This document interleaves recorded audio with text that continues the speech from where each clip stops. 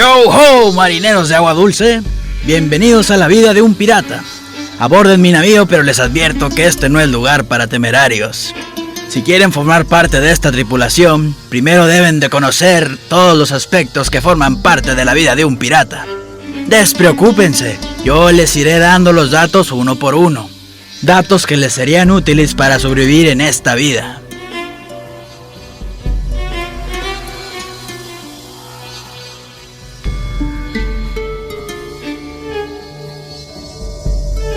¡Deténganse!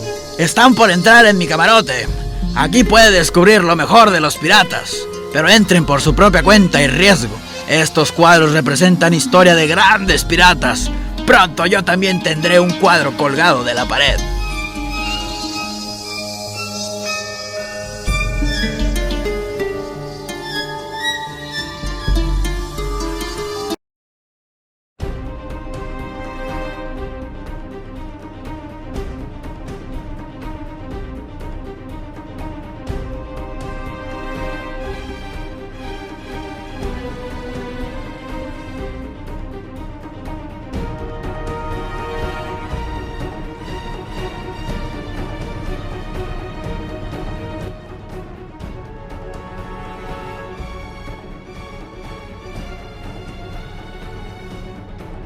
Al hablar de piratas, vienen a nuestra mente muchas preguntas a responder.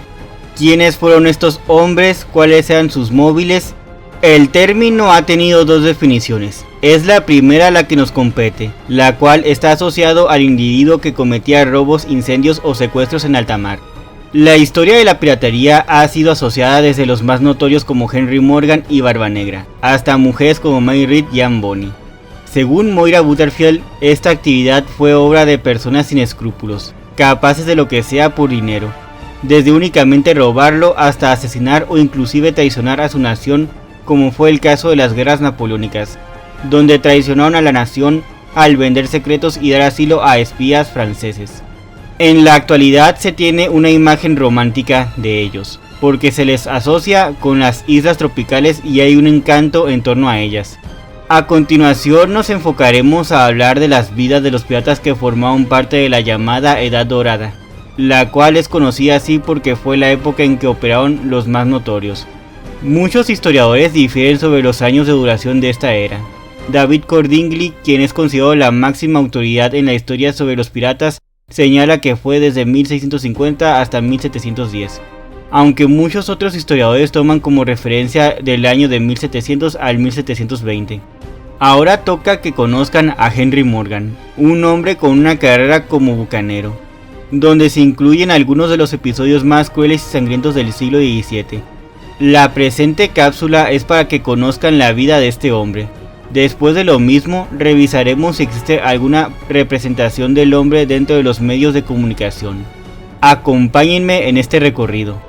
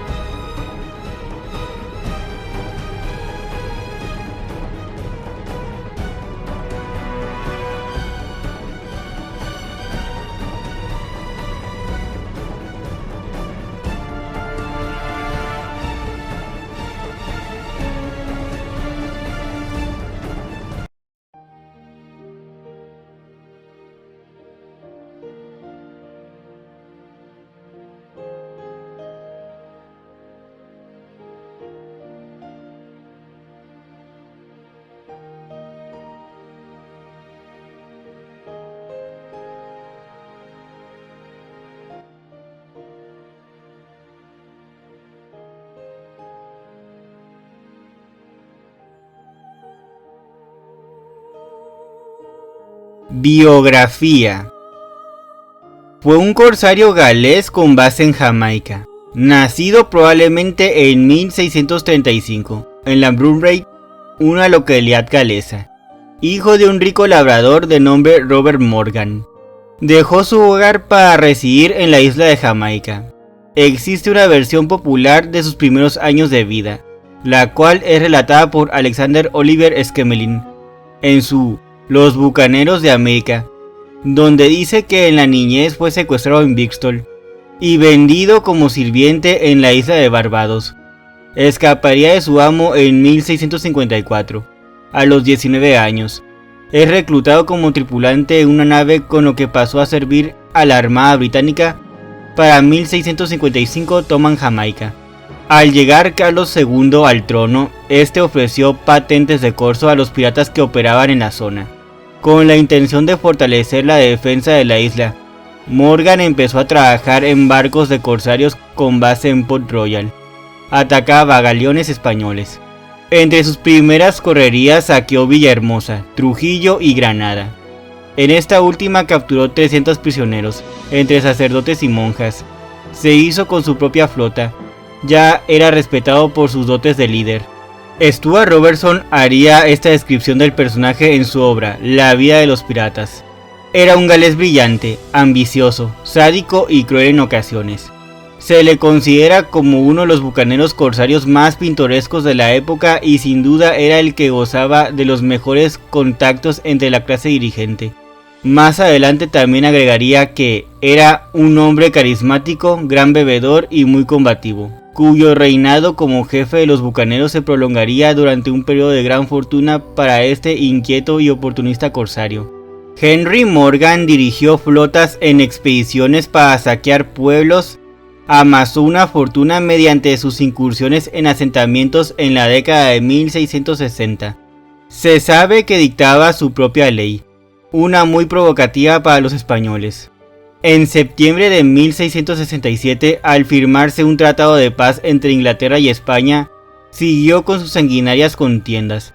Pero justamente un año antes, en 1666, el gobernador de Jamaica, Thomas Modiford, le había ordenado que no dejara de atacar las embarcaciones españolas. Para abril de 1669, España reanudaría su guerra local. Morgan atacaría las ciudades de Gibraltar y Maracaibo. Utilizaría métodos de tortura inhumanos para castigar a los habitantes, debido a que estos lo habían recibido en pie de lucha. Al ver sus navíos abrieron fuego, pero los piratas no se dieron por vencidos y al final tomaron las localidades. Interrogaron a cada uno de los prisioneros, 250 personas en total, a quienes preguntaron dónde habían ocultado el resto de sus pertenencias. A quien se negaba a confesar lo torturaban.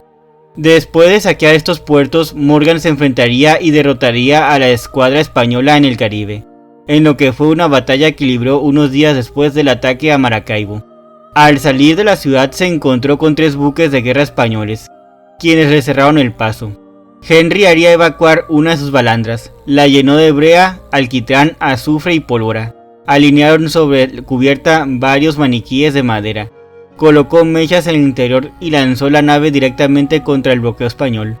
Esa embarcación quedó envuelta en llamas. Al explotar provocaría el hundimiento de uno de los buques de guerra e incendiaría de gravedad a otro. El tercero caería sin mayor dificultad, en manos de los piratas. Este sería uno de los episodios que le darían más reputación a Henry Morgan. Pero más adelante les hablaré con más detenimiento de estos capítulos en la vida del pirata. Port Royal había acogido un gran número de piratas, mismos que estaban bajo el amparo del gobierno inglés, debido a que no contaban con soldados suficientes para resistir una invasión española o francesa. En los años de 1660, Henry Morgan fue nombrado gobernador del puerto. Este llevó al ejército con él y adoptó medidas contra quienes se dedicaban a la piratería. Para 1687, esta se convirtió en la principal ciudad portuaria para ahorcar a quienes quebrantaban la ley. El 27 de enero de 1661, Henry Morgan, al frente de una flotilla de 13 naves, se presentaron al frente del puerto de Campeche. No desembarcaron, pero se apropiaron de 2 fragatas mercantes, mismas que acababan de arribar. Por una temporada se uniría a la flota de Christopher Minks, con quien llevó a cabo diversas acciones contra el puerto de Santiago de Cuba. Para octubre de 1662, el capitán de la Marina Real Británica Christopher Minks tomaría la importante ciudad de Santiago de Cuba. Iba a la cabeza de más de 1000 bucaneros, entre ellos se encontraba el mismo Morgan. Destruyeron el castillo del Morro, y 4 meses después atacaron la ciudad de Campeche. Más tarde se asoció con el holandés Edward Mansveld, con quien formó una compañía integrada por filibusteros. Ya con una flota naval, una noche Morgan estaba en una reunión a bordo de su insignia el Oxford. Se dice que mientras él y sus oficiales hablaban, una chispa quizá de un mosquete disparado por azar prendió fuego en un barril de pólvora, con lo que provocó una explosión donde murieron 350 hombres. Él sobrevivió de milagro. Los restos del Oxford fueron encontrados por unos buzos cerca de las costas de Haití en el 2004. En 1665 sería nombrado por Mansveld como su segundo de a bordo, en la misión encargada por el entonces gobernador de Jamaica, Thomas Modyford, de tomar Curazao y Nata en Panamá, para después asolar la costa del Océano Pacífico. Pero Mansveld decidió no ejecutar dichos planes. En su lugar emprendió sus propias empresas. Para asegurar su éxito se apoderó de una de las islas en el archipiélago de San Andrés, Providencia y Santa Catalina. Muy probablemente esta isla haya sido San Andrés. Se dirigieron a las costas aledañas de Costa Rica y Panamá. Esta fue la primera vez que el galés tuvo contacto con esta zona al regresar de su expedición. En este mismo periodo, Henry Morgan contrajo nupcias con Mary Elizabeth, hija de su tío Edward Morgan. En 1666, el gobernador de Jamaica lo nombraría coronel y comandante de la milicia de Port Royal, lo que sería una fuerza defensiva en la que él mismo había prestado sus servicios como capitán. Planificó atacar La Habana, pero desistió ante el hecho de que era una operación de gran dificultad. Se dirigió a la isla de Pinos, donde reunió 700 hombres y 2 embarcaciones. En consejo de filibusteros, decidieron atacar Puerto Príncipe, actual isla de Camagüey, lo que sería el primer asalto a gran escala bajo sus órdenes. En este mismo año, Edward Mansveld fue ejecutado por españoles. Este hombre era un holandés miembro de la Hermandad de la Costa, en Tortuga, consejo al que también pertenecía el mismo Morgan, quien a sus 32 años se convirtió en el nuevo líder. El 29 de marzo de 1668 desembarcaron en Puerto Príncipe. Este había sido planificado como un ataque sorpresa, mismo que no pudo concretarse, debido a que la noticia llegó a los vecinos de la isla, quienes se armaron para esperarlos. Sortearían varias emboscadas. Se dirigieron a través del bosque. Al momento que estuvieron a las puertas de la ciudad, se enfrentaron a un batallón de caballería, mismo al que derrotaron con mayor dificultad. Al entrar a la localidad, los asaltantes encerraron a los vecinos en las iglesias e interrogaron a algunos de ellos bajo tortura, para sacarles la información de dónde se encontraban sus riquezas.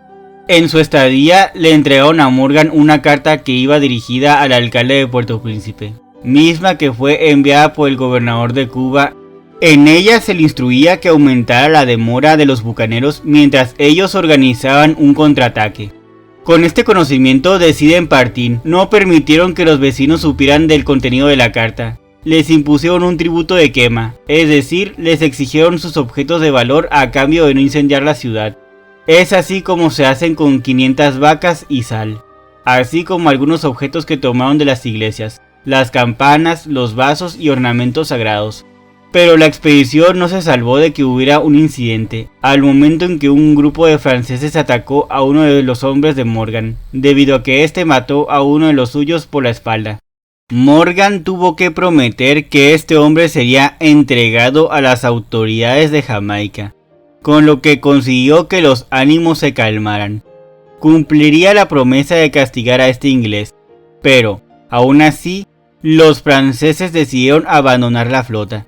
A pesar del éxito en Puerto Príncipe y del apoyo que tenían de Jamaica, la tripulación no quedó satisfecha, así que Henry los animó al prometerles más riquezas. Dispuso de una flota de 8 embarcaciones y 400 hombres. Es así como le habla al gobernador Modyford sobre un plan de atacar la ciudad de Portobelo, en Panamá. Sus subordinados se asustarían ante la propuesta, pues ese puerto era el tercero mejor defendido después de La Habana y Cartagena, pero Morgan les aseguró que tendrían el factor sorpresa a su favor. Era julio de 1668, en su travesía se les uniría otro contingente, por lo que su tropa creció a 460 hombres y 9 naves. La flota bordeó la costa posteriormente, se embarcarían en lanchas. capturaron a un centinela español en el estero de Lanjalemo, quien les serviría de guía. Su plan de ataque era arribar a la localidad por tierra. Por ahí la ciudad estaría menos guarnecida que por mar. Abandonarían sus lanchas a 5 kilómetros de Portobelo y emprenderían su marcha. Su primer objetivo lo tuvieron al amanecer, el castillo de Santiago, el cual tomaron sin una aparente dificultad. Una vez dentro hicieron explotar el polvorín con todos los soldados encerrados ahí. Después se dirigieron al fuerte de San Jerónimo, donde los españoles resistieron la embestida.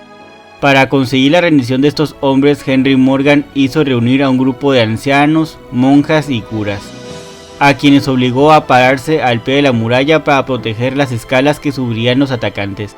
Al ver a los prisioneros, el oficial a cargo de la defensa del fuerte se negó a rendirse e ignoró la presencia de los rehenes. Los bucaneros tomaron el poblado al anochecer, debido a que nunca obtuvieron la rendición del fuerte. Al final este hombre, el capitán a cargo, fue ejecutado. Después se dirigieron a un tercer fortín, San Felipe, mismo que tomaron a la mañana siguiente y por sorpresa. Aunque no sin pérdidas, aquí Morgan perdió 70 hombres. A pesar de ello hubo una celebración ante la victoria. Hasta este momento llevaban un tiempo estimado de 15 días en esta expedición. Además del pillaje se exigió un pago de 100.000 reales de a 8 como tributo de quema.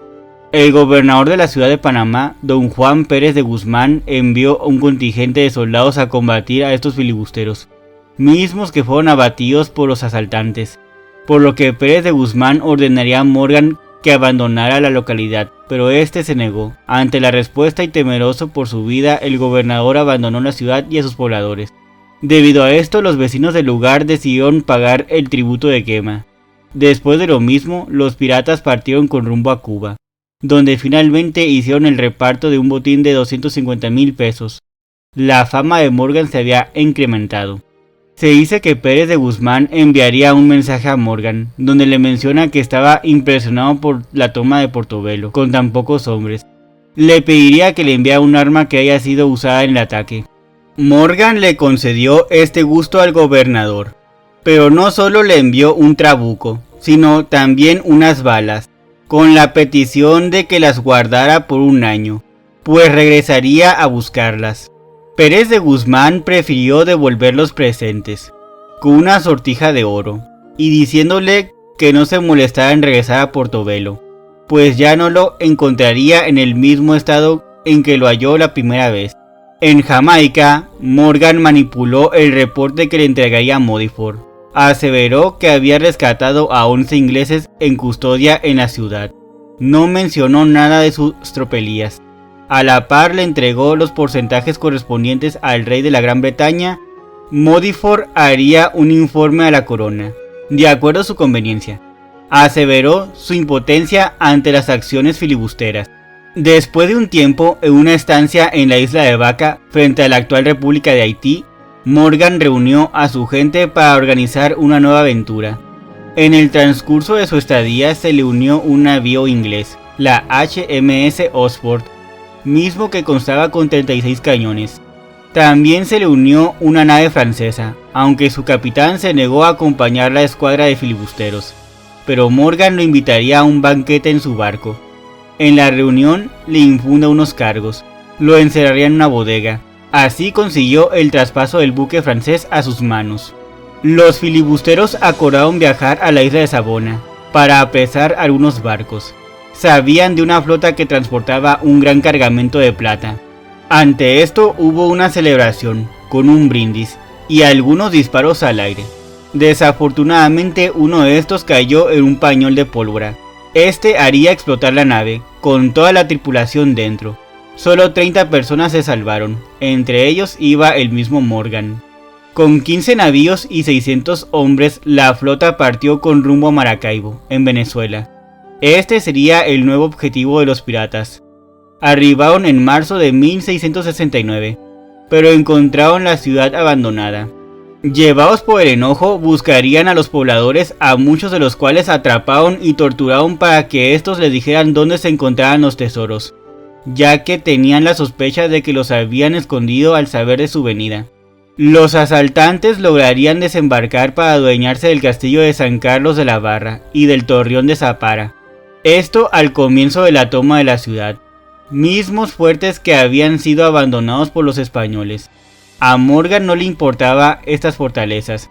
Decidió tomar su flota para partir hacia Gibraltar, en la costa suroriental del lago de Maracaibo, lugar que los residentes también habían abandonado ante la imposibilidad de enfrentarlos.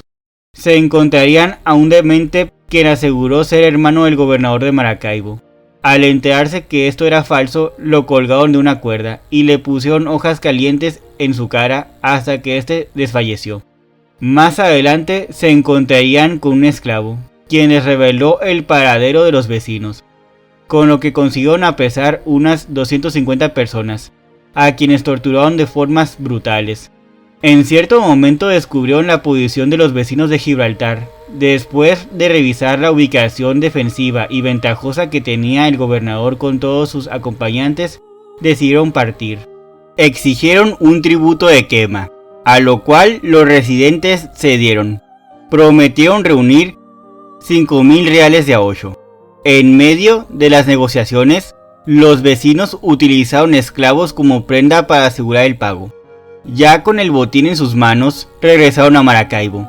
En el viaje de regreso le informaron a Morgan que había 3 buques de guerra a la espera de que ellos arribaran. A pesar de haber sido superados en número por los españoles, ellos se les enfrentaron. Henry Morgan les pidió un tributo de quema por Maracaibo al capitán de las naves, don Alonso del Campo y Espinosa, quien firme en su posición le reclamó que abandonara el lugar y entregara lo robado, o se abstuviera a las consecuencias. Ante esa situación, los asaltantes, incapacitados para abandonar la zona, Morgan habló con sus hombres. Uno de ellos propuso utilizar un brulote en dirección a las naves enemigas para provocar un incendio. Prepararon una embarcación, en la cual pusieron unos muñecos disfrazados y cañones de madera, todo cuidadosamente acomodado. La tarde del 30 de abril de 1669 soltaron ese navío, con el resto de la flota que iba detrás. Se acercaron a la nave mayor, de nombre La Magdalena, misma que fue la que estalló. En medio del desastre, el San Luis, otro de los buques, también fue hundido.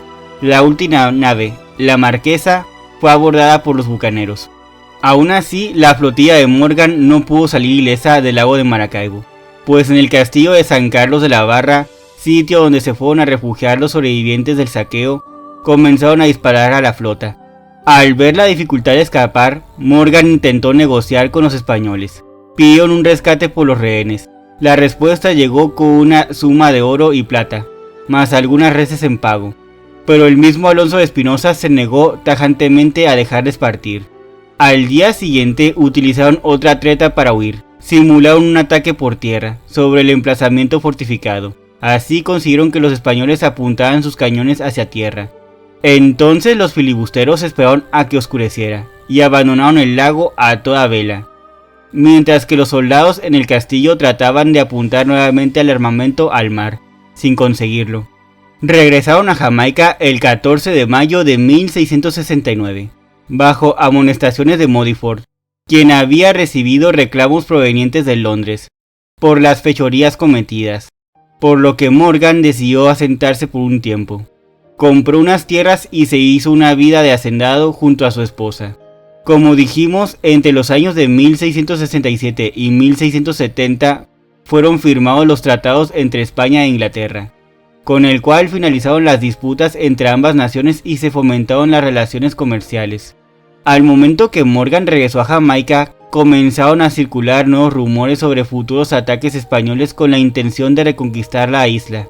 El mismo Henry Morgan era el único pirata que podía emprender una acción a gran escala. A pesar de los tiempos de paz, valiéndose de un supuesto ataque ofensivo que impusiera un capitán de apellido Rivero, mismo que contaba con patente de corso, otorgada por el gobernador de Cartagena de Indias, con lo que provocó a los piratas que se encontraban en Cuba y en Jamaica. Valiéndose de esto, el gobernador Modiford comisionó a Morgan para atacar naves enemigas y mantener la tranquilidad en la isla. Esto el 1 de agosto de 1670.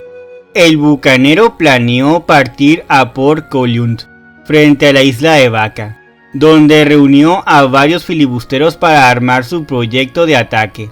Al enterarse de esto, Modiford impediría que ejecutara alguna acción sobre tierras españolas. Aún así, ellos procedieron. El 24 de octubre de 1670 partieron. Debido a que la operación era a gran escala, la flota se dividió en tres partes. Una haría saqueos en las costas cercanas para obtener cereales, otra se dedicaría a la cacería, y la tercera permanecería en la isla para trabajar en las reparaciones de sus navíos. La flota era de 37 embarcaciones, y por lo menos 2000 hombres. En esa estadía se definieron las recompensas e indemnizaciones que les otorgarían a quienes participaran en la expedición. Considerados tres objetivos para el asalto: Cartagena de Indias, Veracruz y Panamá. Al final optaron por la última, por su gran actividad comercial, en el tránsito entre los océanos Pacífico y Atlántico, así como también era el punto de llegada de la plata proveniente del Perú, así como también era la localidad menos protegida y dependía de la selva para su resguardo. Partieron de Cabo Tiburón el 6 de diciembre de 1670. Su primer objetivo era tomar el archipiélago de San Andrés, Providencia y Santa Catarina, la actual Colombia. Al llegar asediaron una de las isletas, la cual se encontraba debidamente fortificada. Soportarían una lluvia intensa y pasarían hambre. Para evitar la desesperación de su gente, Morgan envió un mensaje al gobernador del emplazamiento para reclamar su rendición. La respuesta fue negativa, pues la fortaleza se encontraba lo suficientemente fortificada para encarar a los filibusteros. Lo único que los sitiados pedían a cambio, bajo común acuerdo con Morgan, era fingir una batalla para no arruinar su reputación. Una vez tomado lugar, los bucaneros reclutaron a algunos prisioneros de origen panameño, que les servirían de guías desde ese momento. Antes de partir, dejaron inutilizada la fortaleza. Después, Henry Morgan organizó una cuadrilla. Pondría a Joseph Braddock al frente de 5 naves y 400 hombres. Su misión era asegurar el castillo de San Lorenzo, en la desembocadura del río Chagres. Así afianzarían el paso a la ciudad de Panamá. Estos hombres desembarcaron a unos 5 kilómetros del sitio y caminaron a través de la jungla hacia su objetivo. Los primeros ataques cobrarían muchas vidas de los filibusteros, pues los españoles utilizaron su artillería contra ellos. En esa ocasión, Morgan resguardó su retaguardia, pues no pensaba volver a cometer el mismo error que en Maracaibo. Después de tomar el fuerte y antes de continuar, organizaron una fuerza de 300 hombres, a quienes dejaron a cargo del castillo, y otros 150 en los buques. El resto, unos 1200, junto a 5 botes y 32 canoas, comenzaron la ruta a la ciudad de Panamá, para lo cual bordearon el río Chagres. El asalto que perpetró a la ciudad de Panamá en 1671 es considerado uno de los mayores hitos en la historia de la piratería. Incendió la ciudad por completo, debido a que el gobernador no le quiso decir en dónde habían guardado los tesoros. En esta época, Panamá y Cuba todavía no se conocían con esos nombres. A continuación, tiene lo que Stuart Robertson dice en su ya mencionada obra La vida de los piratas. Al momento que decidieron partir con rumbo a Panamá en 1671, decidieron ir por vía terrestre, hacia la ciudad. Un trayecto donde él y sus hombres soportaron privaciones y un gran agotamiento. Morgan decidió hacer esa incursión así, debido a que sus guías le habían advertido que después de avanzar 2 leguas tendrían que dejar los botes y avanzar a pie por en medio del bosque. Es así como Henry decidió abandonar los botes a la mañana siguiente, más que nada por aquellos hombres hambrientos. Consideró peligroso el ponerlos a remar. Encomendaría a 160 hombres la protección de la flota, con órdenes de permanecer a bordo. Esto es lo que Stuart Robertson señala que dijo: ningún hombre, bajo ningún pretexto sea cual fuere, se atreverá a abandonar los botes y bajar a tierra. El bosque era tan espero y oscuro que incluso pudo haber un acuartelamiento español. Morgan seleccionó a una banda de macheteros para que, a la cabeza de la marcha y con sus afiladas hojas, abriesen paso en la densa masa verde. El recorrido fue demasiado difícil. donde tuvieron que cruzar por un barro pantanoso, con hojas putrefactas, encaramándose a troncos, chapotearon en arroyos de agua estancada, entre otras cosas. También tuvieron problemas con garrapatas y mosquitos. A esto hay que sumarle el ambiente húmedo y que los bandoleros se encontraban cargados con armas de gran peso, por lo que podemos afirmar que esa marcha debió ser terrible para ellos. Muchos prefirieron retroceder y volver a embarcar en la flota. Los piratas habían arrastrado, aunque con grandes dificultades, los botes a un lugar llamado Cedro Bueno, donde aguardarían a los rezagados quienes llegaban poco a poco. A la orilla del río, donde estos bucaneros pusieron su campamento, donde se acostaron alrededor de las hogueras, con sus cinturones bien apretados, mascaban hierba y hojas aromáticas para aplacar el hambre. Después de Cedro Bueno, el río se estrechaba, desde donde corría un poco más de agua, así que las canoas podían flotar ahí. Esa zona de tierra no estaba tan poblada de árboles, así que los hombres podían avanzar por ahí sin tantas dificultades. Este recorrido les tomó varios días.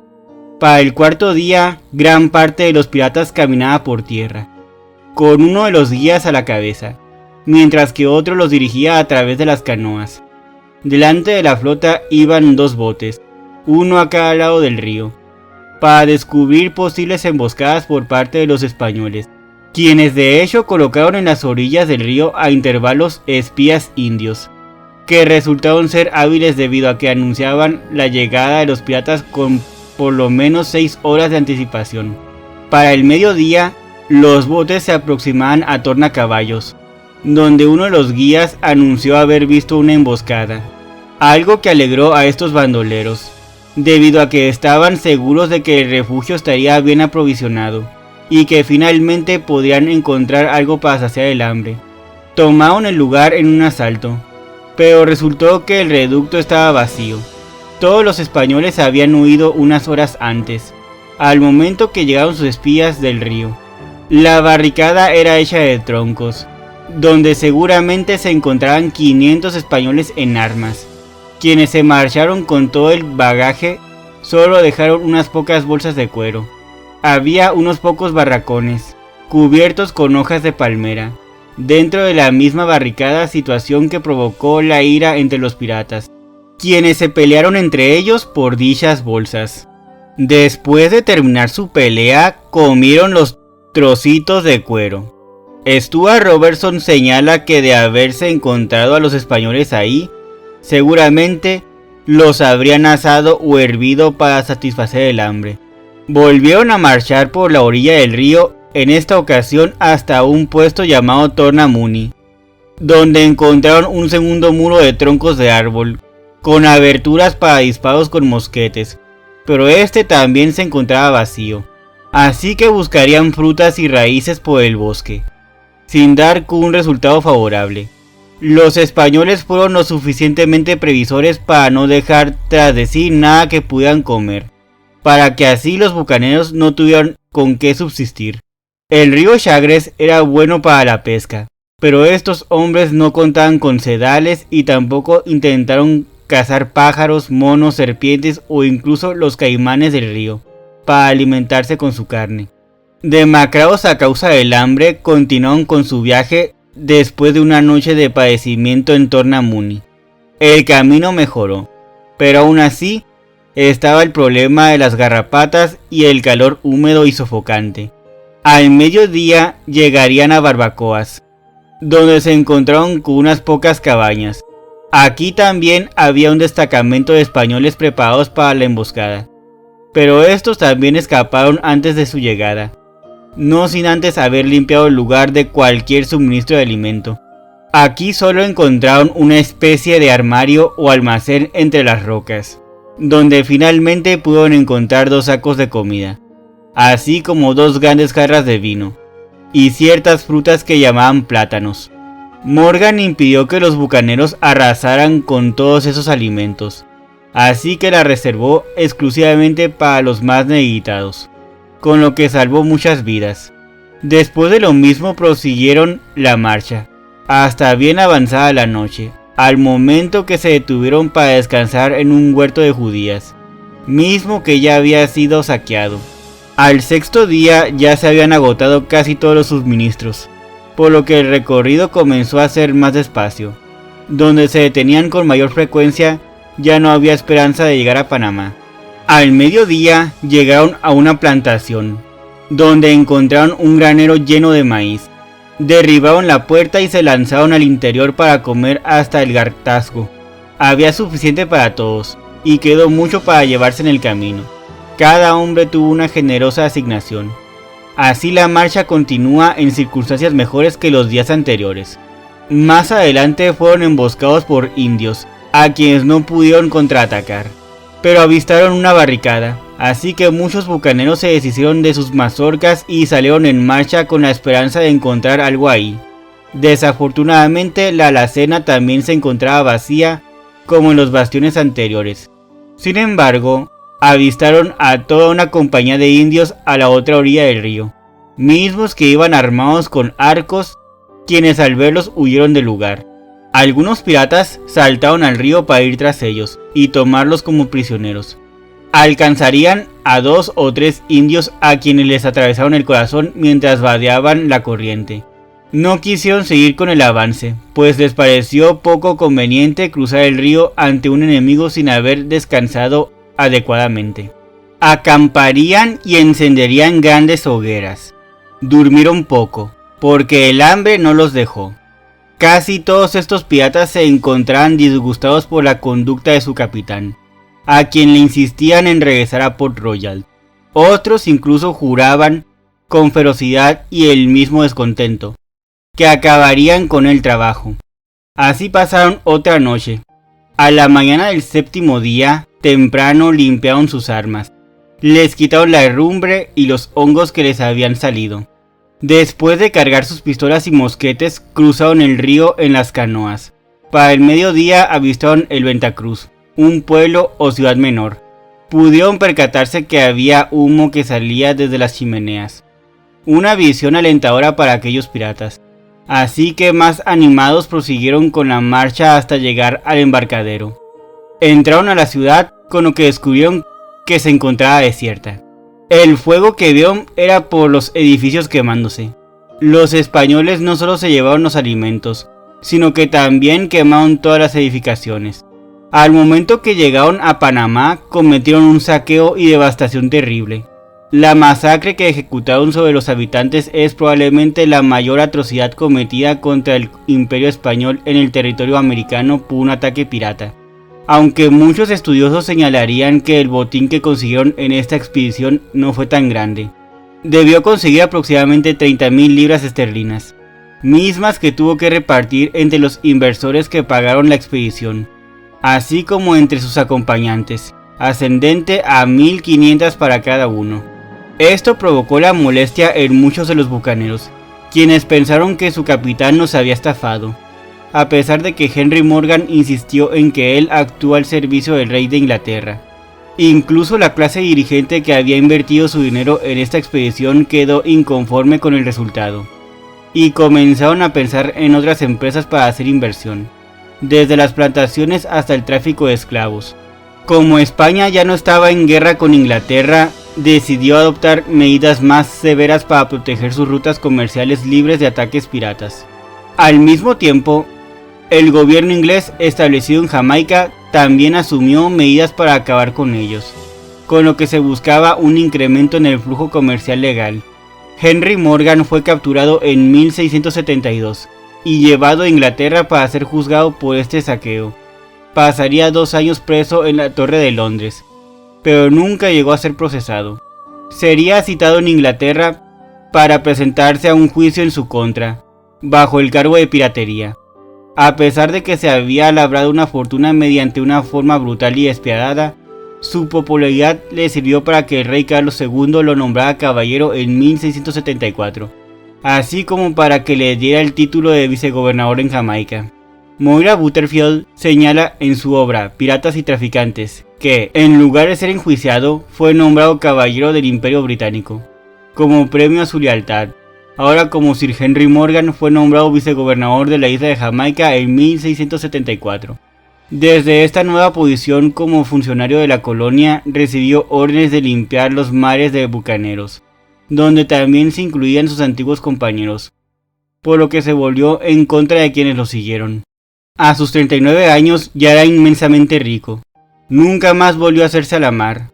Murió el 25 de agosto de 1688, aquejado por una hidropresia agravada por su costumbre de beber y acostarse tarde, problemas de salud producto de su vida pasada.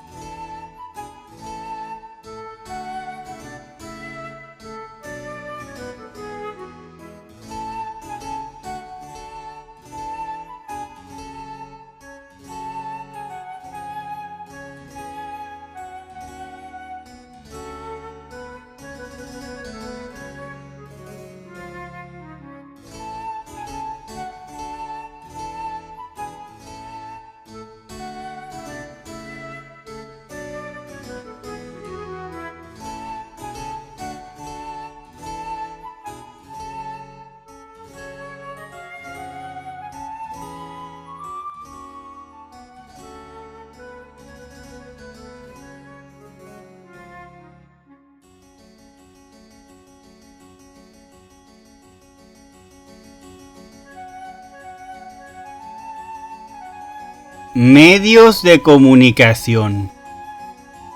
Henry Morgan, al ser uno de los piratas más notorios en la historia, ha tenido muchas representaciones en los medios de comunicación, ya sea como protagonista, personaje secundario o algún personaje inspirado en él.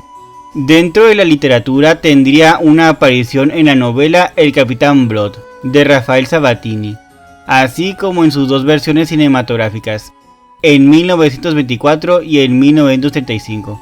Esta última fue protagonizada por Errol Flynn. También aparecería en la novela de John Steinbeck La Taza de Oro, vida de Sir Henry Morgan, bucanero, con ocasionales referencias a la historia, de 1926. Vive y deja morir, escrito por Francis Van Wyck Mason, en 1949. Y El filibustero, de Joseph Vittel, en 1952. Emilio Salgari también lo mencionaría en su novela El Corsario Negro, La Venganza, La Reina de los Caribes, Honorata de One Wood y Yolanda y Morgan. En 1942 apareció en el filme El Cisne Negro, con Tyrone Power, así como también apareció en El Pirata Morgan, en 1961, y El Pirata Barba Negra en 1952. También podemos mencionar la saga cinematográfica de Piratas del Caribe, en la cual existe un código pirata, mismo que fue establecido por Henry Morgan y Bartolomé Roberts. A pesar de que, si existió un código entre filibusteros, esta alusión es ficción. Sería uno de los personajes del juego Sid Meier's Pirates. En la pantalla chica tuvo apariciones en la serie de televisión True Caribbean Pirates en el 2006. Dentro del anime One Piece existen dos personajes inspirados en él. El primero es Morgan Mano de Asha, quien fue el capitán de la marina y estaba a cargo de la base naval de Shellstone, hasta que fue derrotado por Zoro. El segundo personaje es Morgan D. Henry, comúnmente conocido como Barbosa. Este sería un vicealmirante de la marina.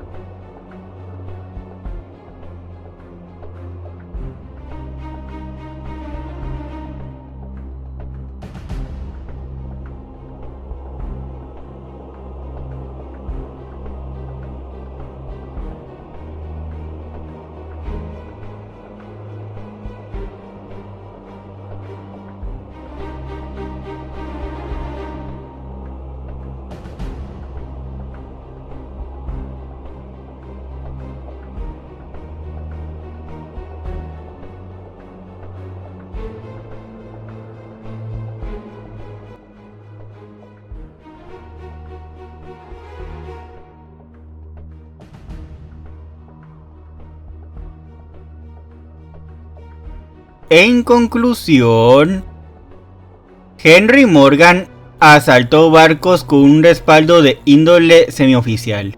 Fue uno de los pocos piratas que se retiró con éxito económico, pero en medio de represalias legales.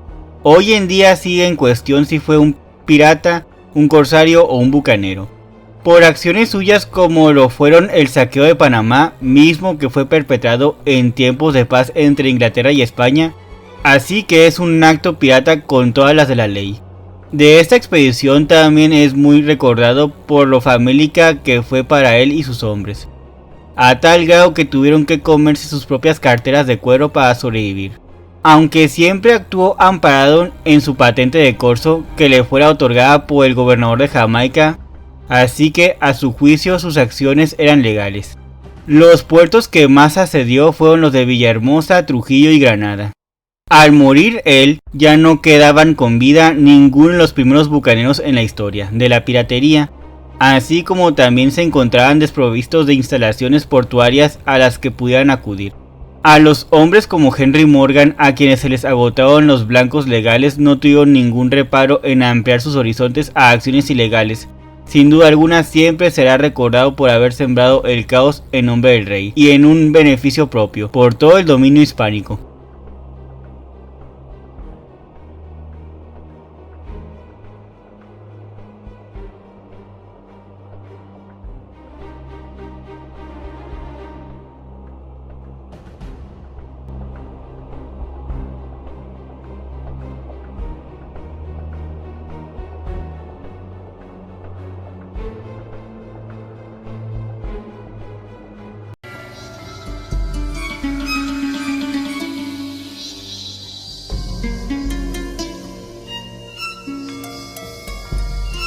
Ahora que conocen las grandes hazañas de nuestros compañeros piratas, ¿qué esperan ustedes mismos para crear sus propias hazañas? Recuerden que los marinos crean historias, y con los piratas nacen las leyendas.